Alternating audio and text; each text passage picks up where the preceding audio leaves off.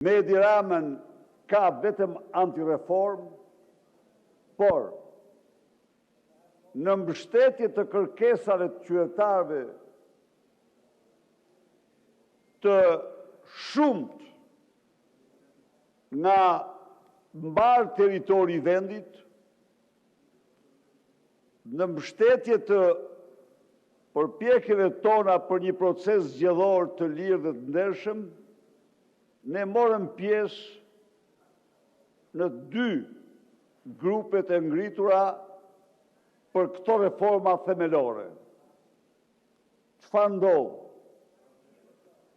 Grup me një kusht të vetëm, por reformën zgjedhore të merret ekspertiza e ODIHR-it, por reformën territoriale të merret ekspertiza e Kongresit të autoriteteve lokale, rajonale të Këshillit të Europës.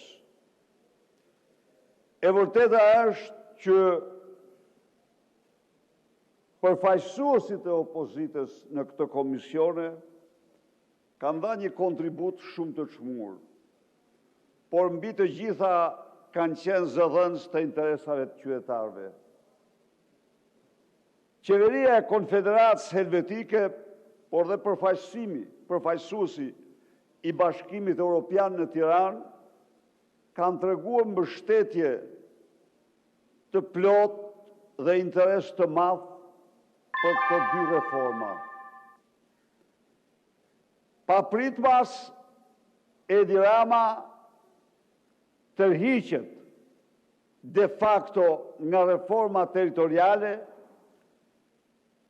dhe mbyll procesin duke vazhduar projektin e tij të shpopullimit të plot të mëtejshëm të Shqipërisë. Ka Përfundoni, ju lutem.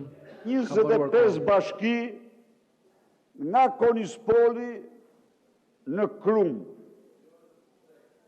në të gjithë territorin e vendit. Dhe kjo përbën një praktik të qartë të shpopullimi.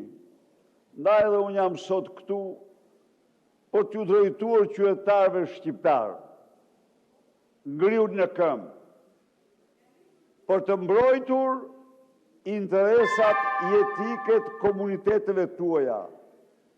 Një protest qytetare e pa shembull në 30 vite mlidhet çdo natë në rrugë dhe sheshtë e Tiranës.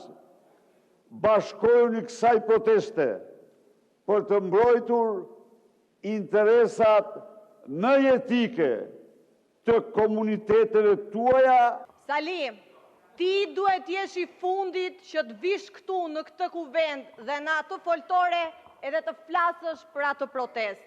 Më gjej një vend në botë, Sali, ku protestohet kundër qeverisë, por edhe kundër opozitës dhe liderit të saj. Një vend më gjej, Sali, një vend.